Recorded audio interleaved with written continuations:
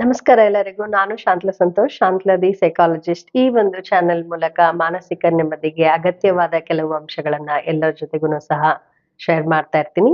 ಈ ದಿನ ನಾನು ಮಾತನಾಡುವುದರಿಂದ ಹೇಗೆ ನಮ್ಮ ಮಾನಸಿಕ ನೆಮ್ಮದಿ ಜಾಸ್ತಿ ಆಗತ್ತೆ, ಸಕಾರಾತ್ಮಕ ಆಲೋಚನೆಗಳು ಹೇಗೆ ಜಾಸ್ತಿ ಆಗತ್ತೆ, ಈ ಒಂದು ವಿಷಯದ ಬಗ್ಗೆ ಪ್ರಮುಖ ಅಂಶಗಳನ್ನ ಎಲ್ಲರ ಜೊತೆಗೂ ಸಹ ಹಂಚ್ಕೊಳ್ಬೇಕು ಅನ್ಕೊಂಡಿದ್ದೀನಿ. ಇತ್ತೀಚಿನ ದಿನಗಳಲ್ಲಿ ನಿಮ್ಗೆಲ್ಲರಿಗೂ ಸಹ ಗೊತ್ತು, ಕುಟುಂಬದಲ್ಲಿ ತಂದೆ, ತಾಯಿ ಮತ್ತು ಮಕ್ಕಳು ಇಷ್ಟೇ ಜನ ಇರ್ತಾ ಇದ್ದಾರೆ. ಇಲ್ಲಿ ಮಕ್ಕಳಿಂದ ಹಿಡಿದು ದೊಡ್ಡವರನ್ನು ಸಹ ಮಾತನಾಡುವುದಕ್ಕೆ ಹಿಂಜರಿಕೆ ಜಾಸ್ತಿ ಆಗ್ತಾ ಇದೆ. ಇದರಿಂದ ಜೀವನದಲ್ಲಿ ಒತ್ತಡದ ಪರಿಸ್ಥಿತಿಯಲ್ಲಿ ಜನರು ಇದ್ದಾರೆ.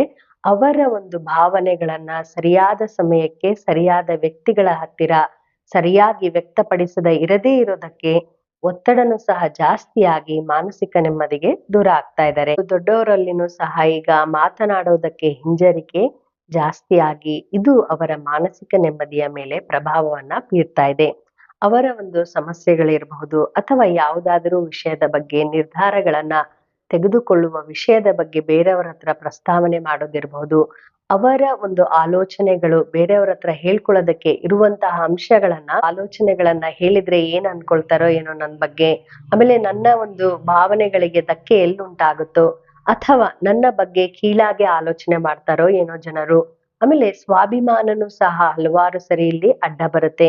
ಆಮೇಲೆ ಒಂದು ಗೌರವಕ್ಕೆ ಎಲ್ಲಿ ಧಕ್ಕೆ ಬರುತ್ತೋ ಅನ್ನುವ ಒಂದು ಕಾರಣದಿಂದ ಇತ್ತೀಚಿನ ದಿನಗಳಲ್ಲಿ ಮಕ್ಕಳಲ್ಲಿ ಮತ್ತು ದೊಡ್ಡವರಲ್ಲಿ ಮಾತನಾಡುವ ಒಂದು ಅಭ್ಯಾಸ, ಗೊತ್ತಿಲ್ಲದೆ ಇರುವ ಜನರ ಹತ್ತಿರ ಮಾತನಾಡೋದು ಬೇಡ, ಆದರೆ ಗೊತ್ತಿರುವ ಜನ ಮತ್ತು ಹತ್ತಿರದ ಒಂದು ಸಂಬಂಧವನ್ನ ಹೊಂದಿರುವ ಜನರ ಹತ್ರನೇ ಅವರ ಒಂದು ಭಾವನೆಗಳನ್ನ, ಆಲೋಚನೆಗಳನ್ನ ಮತ್ತು ಅವರ ಒಂದು ಜೀವನದಲ್ಲಿ ಪ್ರಭಾವ ಬೀರುತ್ತಿರುವ ಅಂಶಗಳನ್ನ ಸರಿಯಾಗಿ ಹೇಳಿಕೊಳ್ಳದೆ ಜನರು ಮಾನಸಿಕ ಹಿಂಸೆಗೆ ದಿನದಿಂದ ದಿನಕ್ಕೆ ಗುರಿಯಾಗ್ತಾ ಇದ್ದಾರೆ. ಇದರಿಂದ ಒತ್ತಡ ಜಾಸ್ತಿ ಆಗತ್ತೆ. ಆಮೇಲೆ ದೈಹಿಕ ರೋಗಗಳೂ ಸಹ ಜಾಸ್ತಿ ಬರ್ತಾ ಇದೆ. ನಿಮ್ಗೆಲ್ಲರಿಗೂ ಸಹ ಗೊತ್ತು, ಮನೋರೋಗಗಳು ಅಂತ ಕರೆಯುವ ಹಲವಾರು ರೋಗಗಳು ನಮಗೆ ಮಾನಸಿಕವಾಗಿ ನಾವು ಸ್ವಲ್ಪ ಒತ್ತಡದಲ್ಲಿ ಹಲವಾರು ದಿನ ಇಂತಹ ಪರಿಸ್ಥಿತಿಯಲ್ಲಿ ಇದ್ದಾಗ ಇದರಿಂದ ದೈಹಿಕ ಒಂದು ರೋಗಗಳನ್ನು ಸಹ ಉಲ್ಬಣ ಆಗತ್ತೆ. ನಿಮ್ಗೆಲ್ಲರಿಗೂ ಸಹ ಗೊತ್ತು, ತಲೆನೋವು ಇರಬಹುದು, ಮೈಕೈ ನೋವು ಇರಬಹುದು, ಆಮೇಲೆ ಮಾಡುವ ಕೆಲಸದಲ್ಲಿ ನಿರಾಸಕ್ತಿ ಇರಬಹುದು, ಆಮೇಲೆ ಯಾವುದಾದ್ರೂ ಒಂದು ವಿಷಯದ ಬಗ್ಗೆ ಯಾವಾಗ್ಲೂ ಸಹ ನಕಾರಾತ್ಮಕವಾಗಿ ಆಲೋಚನೆ ಮಾಡೋದು, ಇವೆಲ್ಲವನ್ನು ಸಹ ಮಾನಸಿಕವಾಗಿ ಕೆಲವು ತಿಂಗಳುಗಳಿಂದ ನಮ್ಮ ಮನಸ್ಸು ಹದಗೆಟ್ಟಾಗ ಈ ಎಲ್ಲಾ ಒಂದು ರೋಗಗಳ ಲಕ್ಷಣಗಳು ನಮ್ಗೆ ಕಾಣಸಿಗುತ್ತೆ. ಬೇರೆಯವರ ಜೊತೆ ಮಾತನಾಡಿದ್ರೆ ಎಲ್ಲಿ ಅವರ ಸಮಸ್ಯೆಯನ್ನ ಎಲ್ಲರಿಗೂ ಸಹ ಗೊತ್ತಾಗ್ಬಿಡುತ್ತೋ, ಅವರ ಆಲೋಚನೆಗಳು ಎಲ್ಲಿ ಗೊತ್ತಾಗ್ಬಿಡುತ್ತೋ ಅಂತ ಹಲವಾರು ಜನ ಮಾತನಾಡುವುದನ್ನೇ ನಿಲ್ಲಿಸಿದ್ದಾರೆ. ಇದರಿಂದ ಕುಟುಂಬದಲ್ಲಿ ಮತ್ತು ಅವರ ಒಂದು ಆರೋಗ್ಯದಲ್ಲಿ, ವೈಯಕ್ತಿಕ ಆರೋಗ್ಯದಲ್ಲಿ ಏರುಪೇರನ್ನ ಇತ್ತೀಚಿನ ದಿನಗಳಲ್ಲಿ ಎದುರಿಸ್ತಾ ಇದ್ದಾರೆ. ಇದರಲ್ಲಿ ಚಿಕ್ಕ ಮಕ್ಕಳು ಸಹ ಇದ್ದಾರೆ. ಅವರ ಒಂದು ಅನಿಸಿಕೆಗಳು, ಅವರಿಗೆ ಎದುರಾಗುತ್ತಿರುವ ಒಂದು ಸಮಸ್ಯೆಗಳನ್ನು ಸಹ ಅವರು ಹೇಳ್ಕೊಳ್ತಾ ಇಲ್ಲ. ಇದರಿಂದ ಹೊರಗ್ ಬರ್ಬೇಕು ಅಂದ್ರೆ ನಾವು ಮಾತನಾಡಬೇಕಾಗತ್ತೆ. ಮಾತನಾಡ್ಬೇಕು ಅಂದಾಗ ಬೇರೆಯವರ ಜೊತೆ ಅಂದ್ರೆ ಗೊತ್ತಿಲ್ಲದೆ ಇರುವ ವ್ಯಕ್ತಿಗಳ ಜೊತೆಗೆ ಮಾತನಾಡುವುದಕ್ಕಿಂತ ಮೊದಲು ನಾವು ಗೌರವ ಕೊಡುವ ಮತ್ತು ನಮ್ಮ ಒಂದು ಮಾತಿಗೆ ಗೌರವವನ್ನ ಕೊಡುವ, ಪ್ರೀತಿ ಆದರಗಳಿಂದ ನೋಡುವ ಜನರ ಹತ್ತಿರ ನಮ್ಮ ಒಂದು ಮಾತುಗಳನ್ನ ಆಡ್ಬೇಕಾಗತ್ತೆ. ಇದರಿಂದ ಹಲವಾರು ಮನೋದೈಹಿಕ ಒಂದು ರೋಗಗಳನ್ನ ನಾವು ತಡೆಗಟ್ಟಬಹುದು. ಆದರೆ ಈ ಒಂದು ಅಭ್ಯಾಸವನ್ನ ರೂಢಿಸಿಕೊಳ್ಳಲು ಹಲವಾರು ದಿನಗಳ ಒಂದು ಪ್ರಯತ್ನ ಎಲ್ಲರಲ್ಲಿನೂ ಸಹ ಬೇಕು.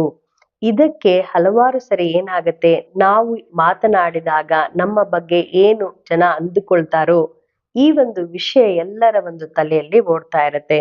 ಸೊ ಈ ವಿಷಯಗಳನ್ನ ಪಕ್ಕಕ್ಕಿಟ್ಟು ನಮಗೆ ಹಲವಾರು ವಿಷಯಗಳನ್ನ ಬೇರೆಯವ್ರ ಹತ್ರ ಹೇಳ್ಕೊಳ್ಬೇಕು, ಅವರಿಗೆ ಹೇಳ್ಕೊಂಡಾಗ ಏನ್ ಹೇಳ್ತಾರೋ ಅನ್ನುವ ಒಂದು ಆಲೋಚನೆ ಸಹ ಇರುತ್ತೆ. ಆಗ ನಾವು ನಮಗೆ ಸರಿ ಅನಿಸಿದ ವ್ಯಕ್ತಿಗಳ ಹತ್ತಿರ ನಮ್ಮ ಮಾತುಗಳನ್ನ ಆಡ್ಬೇಕಾಗತ್ತೆ.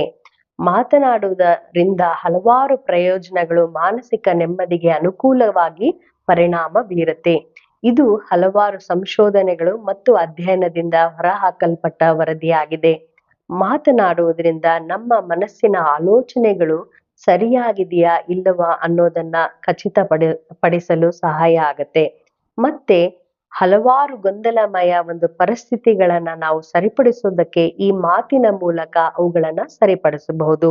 ಈ ಮಾತು ಆಡೋದ್ರಿಂದನೂ ಸಹ ನಮ್ಮ ಒಂದು ಕಾಗ್ನಿಟಿವ್ ಅರಿವು ಅಂತ ನಾವೇನ್ ಕರಿತೀವೋ, ನಮ್ಮ ಒಂದು ಮೆದುಳಿನಲ್ಲಿರುವ ಹಲವಾರು ಚಿಕ್ಕ ಚಿಕ್ಕ ಅಂಗಗಳು ಸದೃಢವಾಗಿ ತಯಾರಾಗುತ್ತೆ. ಇದರಿಂದ ಮಾತನಾಡುವುದರಿಂದ ಇದನ್ನು ಸಹ ಹಲವಾರು ಸಂಶೋಧನೆಗಳಿಂದ ಹೊರಹಾಕಲ್ಪಟ್ಟಿದೆ.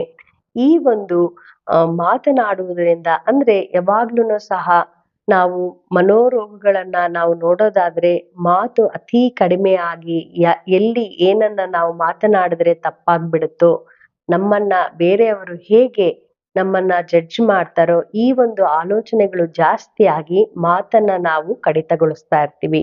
ಯಾರ ಜೊತೆನೂ ಸಹ ನಾವು ಮಾತನಾಡೋದಿಲ್ಲ.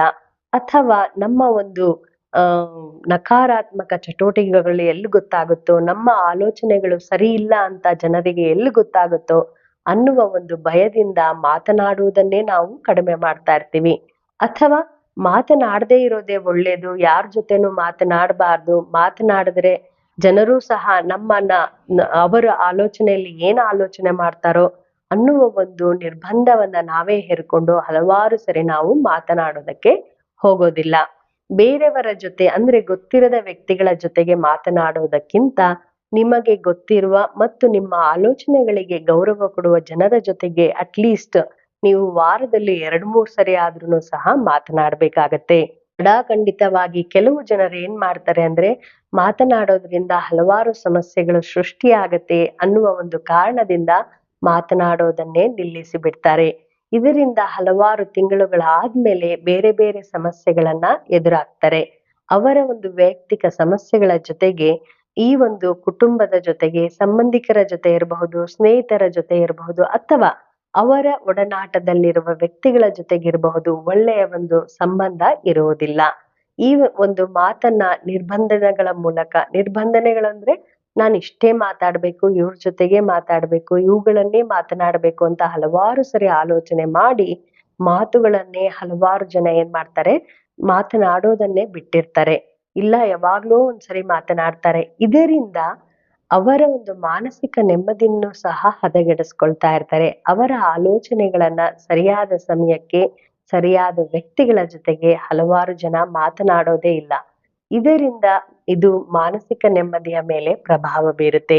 ಹಲವಾರು ಸಂಶೋಧನೆಗಳ ಪ್ರಕಾರ ನಾವು ಕನಿಷ್ಠ ಪಕ್ಷ ವಾರದಲ್ಲಿ 2-3 ಸರಿ ಆದ್ರೂ ಸಹ ನಮಗೆ ನಮ್ಮ ಒಂದು ಜೀವನದಲ್ಲಿ ಒಡನಾಟದಲ್ಲಿರುವ ಮತ್ತು ನಮ್ಮನ್ನ ನೋಡಿ ಗೌರವ ಕೊಡುವ ಅಥವಾ ನಾವು ಯಾರಲ್ಲಿ ಗೌರವ ಇದೆಯೋ ಅವರ ಜೊತೆ ನಾವು ಮಾತನಾಡಬೇಕಾಗತ್ತೆ. ಈ ಒಂದು ಮಾತನಾಡೋದ್ರಿಂದ ನಮ್ಮ ಒಂದು ಹಲವಾರು ಮನೋರೋಗಗಳನ್ನ ನಾವು ಕಡಿಮೆ ಮಾಡ್ಕೊಳ್ಬಹುದು. ಮತ್ತು ಈ ರೀತಿಯಾಗಿ ಮಾತನಾಡೋದ್ರಿಂದ ನಮ್ಮ ಒಂದು ಜೀವನದಲ್ಲಿ ಸಕಾರಾತ್ಮಕ ಬೆಳವಣಿಗೆಗಳು ಕಂಡು ಬರುತ್ತೆ ಅನ್ನೋದು ಸಂಶೋಧನೆಗಳ ಮೂಲಕ ಹೊರಬಿದ್ದಿದೆ. ಮತ್ತೆ ಹಲವಾರು ವಿಷಯಗಳ ಬಗ್ಗೆ ನಮಗೆ ಇರುವ ತಪ್ಪು ಕಲ್ಪನೆಗಳನ್ನು ಸಹ ಈ ಒಂದು ಮಾತನಾಡುವುದರಿಂದ ದೂರ ಮಾಡಬಹುದು. ಸರಿಯಾದ ವಿಷಯಗಳನ್ನ ನಾವು ತಿಳಿದುಕೊಳ್ಳಲು ಈ ಒಂದು ಮಾತು ಸಹಕಾರಿಯಾಗುತ್ತೆ. ಆಮೇಲೆ ಯಾವುದೇ ವಿಷಯದ ಬಗ್ಗೆ ಕೆಲವೊಂದು ಸರಿ ಏನಾಗುತ್ತೆ, ನಾವು ತಪ್ಪು ನಿರ್ಣಯಗಳನ್ನ, ತಪ್ಪು ದಾರಿಯನ್ನ ಹಿಡಿಯೋದಕ್ಕೆ ನಾವು ಹೋಗ್ತಾ ಇರ್ತೀವಿ. ಈ ಒಂದು ತಪ್ಪು ದಾರಿಗಳನ್ನ ಹಿಡಿಯೋದನ್ನು ಸಹ ಈ ಒಂದು ಮಾತಿನಿಂದ ಅದನ್ನ ತಪ್ಪಿಸಬಹುದು. ನಿಮ್ಮ ಒಂದು ಒಡನಾಟದಲ್ಲಿರುವ ಜನರ ಜೊತೆಗೆ ನೀವು ಮಾತನಾಡಿದಾಗ ನಿಮ್ಮ ಒಂದು ನಡೆನುಡಿಗಳಿರಬಹುದು, ಚಟುವಟಿಕೆಗಳಿರಬಹುದು, ಯಾವುದು ಸರಿ ಯಾವುದು ತಪ್ಪು ಅವುಗಳನ್ನ ನೀವು ಸರಿಯಾಗಿ ತಿಳಿದುಕೊಳ್ಳಲು ಇವನು ಸಹ ಸಹಕಾರಿ. ಇತ್ತೀಚಿನ ದಿನಗಳಲ್ಲಿ ಮಕ್ಕಳನ್ನು ಸಹ ಮಾತನಾಡೋದಕ್ಕೆ ಹಿಂಜರಿತಾರೆ. ಎಲ್ಲಿ ಏನು ಸಮಸ್ಯೆ ಆಗುತ್ತೋ, ಆಮೇಲೆ ಮಾತನಾಡಿದ್ರೆ ಏನ್ ತಪ್ಪಾಗುತ್ತೋ, ನಮ್ಮ ಬಗ್ಗೆ ಏನು ತಪ್ಪು ತಿಳುವಳಿಕೆ ಜನರು ಅಂದುಕೊಳ್ತಾರೋ, ಈ ರೀತಿ ಹಲವಾರು ನಕಾರಾತ್ಮಕ ಆಲೋಚನೆಯಿಂದ ಜನರು ಮಾತನಾಡುವುದನ್ನೇ ಬಿಡ್ತಾ ಇದ್ದಾರೆ. ದೊಡ್ಡವರು ಮಾತನಾಡದೇ ಇರೋದ್ರಿಂದ ಮಕ್ಕಳನ್ನು ಸಹ ಸರಿಯಾಗಿ ಮಾತನಾಡ್ತಾ ಇಲ್ಲ. ಇದರಿಂದ ಹಲವಾರು ದೈಹಿಕ ಸಮಸ್ಯೆಗಳು ಮುಂದೆ ಬರಬಹುದು. ಆಮೇಲೆ ಅವರ ಒಂದು ಆತ್ಮವಿಶ್ವಾಸನೂ ಸಹ ಅಷ್ಟು ಸರಿಯಾಗಿ ಬೆಳವಣಿಗೆ ಆಗೋದಿಲ್ಲ. ಮಾತಿನಲ್ಲಿನೂ ಸಹ ಉಚ್ಚಾರಣೆ ಇರಬಹುದು. ಆಮೇಲೆ ಅರಿವಿನ ಅಂತ ನಾನೇನ್ ಹೇಳಿದೆ ಕಾಗ್ನಿಟಿವ್ ಡೆವಲಪ್ಮೆಂಟ್ನು ಸಹ ಅಷ್ಟು ಸರಿಯಾಗಿ ಆಗದೇ ಇರೋದನ್ನು ಸಹ ನಾವು ಕಾಣ್ತೀವಿ. ಸೊ ಮಕ್ಕಳಲ್ಲಿನೂ ಸಹ ಈ ಸಮಸ್ಯೆ ಇತ್ತೀಚಿನ ದಿನಗಳಲ್ಲಿ ಜಾಸ್ತಿ ಆಗ್ತಾ ಇದೆ.